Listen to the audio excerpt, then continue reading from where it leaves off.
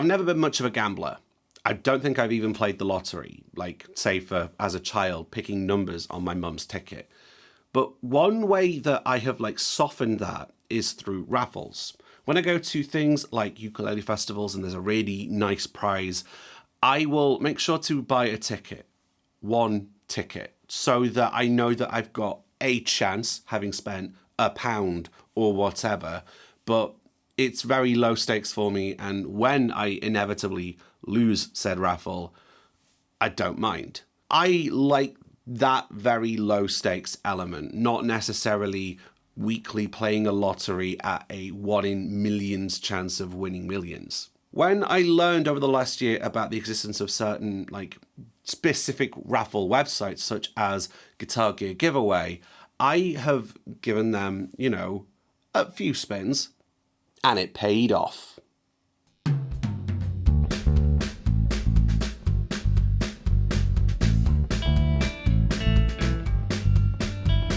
Let's firstly talk about the competitions and my ethos around it. So there are certain websites like Guitar Gear Giveaway and some other similar ones where they will run raffles on things like guitars and amps. And my ethos for it is, again, I will only buy one single ticket. Whether I'm spending 15p or £1 or even £2, I'm only buying one. And then I know that I have a chance, albeit 1 in several hundred or sometimes several thousand chance. And then I just leave it be. I only ever buy a ticket for something that genuinely grabs me. Now in my current gear journey, I'm not just looking for any old Strat or Telecaster. It's usually going to be something American and something in a very wild finish. Looking at stuff that genuinely grabs me rather than just hoping to score somewhere.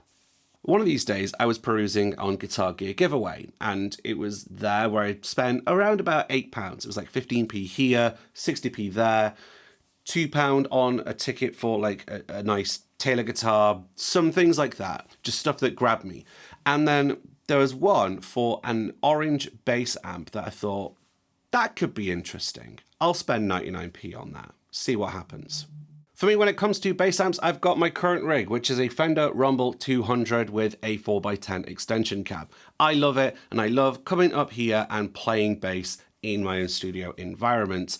I will take that whole big ass thing, to gigs, and it's fine. It absolutely does what I need it to do.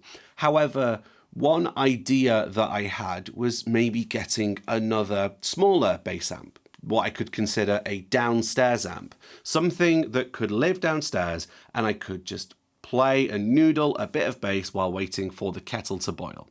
I've got the same thing for my acoustic guitars, and I've got one electric guitar amp and my Strat that lives downstairs for when I want to just do the odd thing without having to come all the way up into my studio. It's kind of a process kills desire situation. So through that, I had the idea of maybe getting some kind of smaller bass amp, and then seeing the listing for this particular orange one, I thought, sure, why not? For this particular competition, there were 500 tickets available. I think there were only about 300 that were sold. So a few hours later, I was mindlessly going through my emails, and then I found one that said that I was a winner. I've been playing these competitions on and off and every now and then for about a year. So to have finally won something was really awesome. I ended up getting hold of this Orange Crush Bass 50 amp. Within just 2 days, it arrived, and for 99p, I managed to get this amp worth £260, and I'm really chuffed. And I wanted to kind of show that off and kind of walk you through a couple things with this amplifier. The Orange Crush Bass 50 is a 50-watt solid-state bass amp. This version is in black. They've also got a limited one in purple. I still think the black is stunning though. Even though this amp is small relative to the 200 watts Fender behind it, I still think this is pretty well featured. One of the features I do like is the inbuilt tuner. This is a thing that doesn't cut the signal out like a traditional tuner pedal would. So it means that you can still be playing and you can monitor your intonation from there without interrupting the flow of play.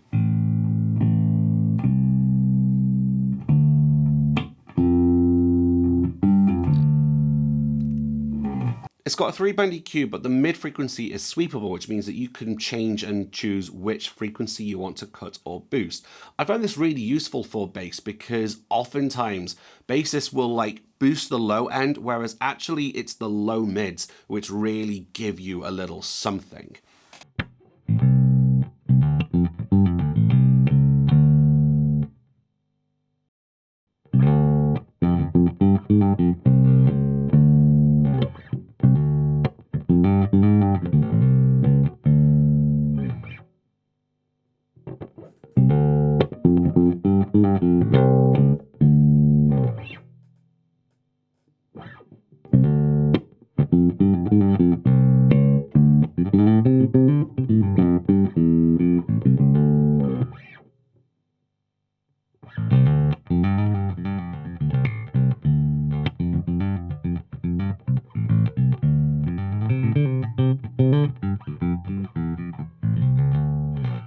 But my favourite feature on this amplifier is the parallel overdrive. Unlike some bass amps, like the Fender Rumble, where you press a button and then boom, you're in overdrive and you have your own gain and volume knobs for that.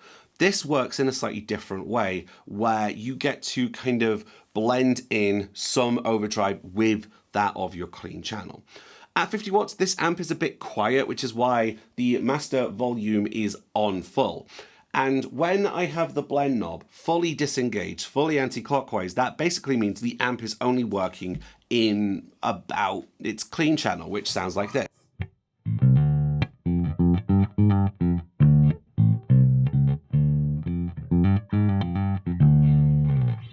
To me, that's still quite quiet. If I was to put the blend knob up without any gain intact, we're just raising the volume of the overdrive channel, even though we've not added any gain to it, and that's going to make things nice and loud for us. So try this.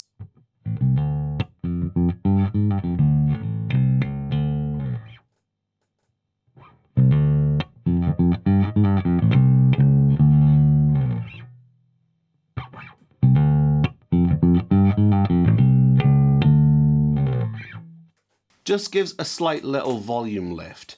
Now that I've got this all the way up, I'm going to just bring up the gain very slightly because the distortion and the overdrive kicks in really quickly, really easily.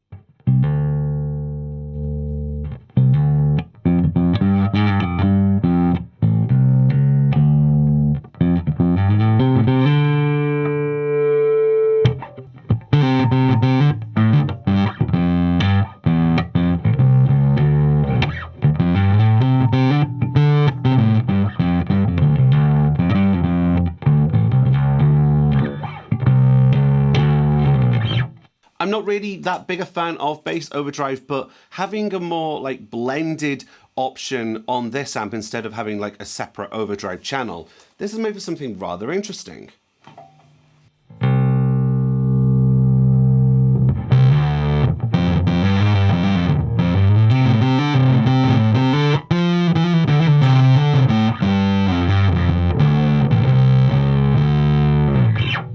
Now we could play about with this and have something stupid like a shitload of gain, but only blending the overdrive channel in slightly. That might give you something like this.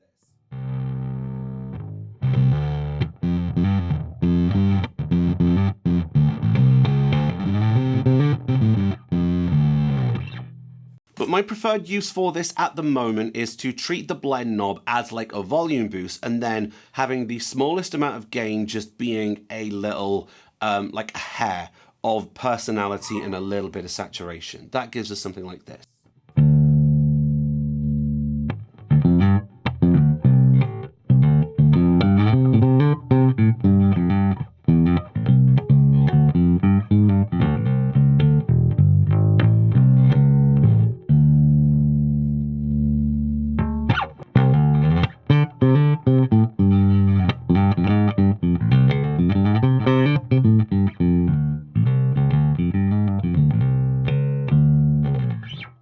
And then rounding out this combo amp, we've got a single 12-inch woofer. I'm not too used to 12-inch speakers on bass amps, but usually we kind of talk in terms of 10-inch or 15-inch, such as, you know, the cabs on my Rumble. However, this is still nice and it gives a fun little middle ground. even if you lack some of the nice clarity that, you know, having tweeters can give you. Overall, I think this amp is a bit on the quiet side for something like a gig or even like a rehearsal. Like if I was competing with a loud drummer, I think I'd struggle with this. But for the role which I wanted, which was a downstairs amp for me to noodle on some bass while waiting for the kettle to boil, I think this works really nicely. And I'm grateful to the folks at Guitar Gear Giveaway for running their competition. And I'm thrilled at myself for winning this £270 amplifier for the grand sum of 99 pence. If you enjoy things like guitars, basses and amplifiers, then feel free to check out something like a Guitar Gear Giveaway or similar websites. See what you could potentially win. Gamble responsibly. That'll do for me. I just wanted to quickly share a story about this new toy of mine and how I came to be and my first impressions of it. I'm going to do another little like full review video where I kind of deep dive through its specs a little bit more, but I just wanted to kind of give a little something here. If you liked it, then feel free to like the video if you want. You can subscribe to my channel, and you can follow me on your social media of choice at Marc Gallagher Music, and consider supporting me on Patreon at Marc Gallagher Music. Until next time, my name is Marc Gallagher. Like the video if you want, share if you feel compelled to, and follow me on places. I'll catch you down the road.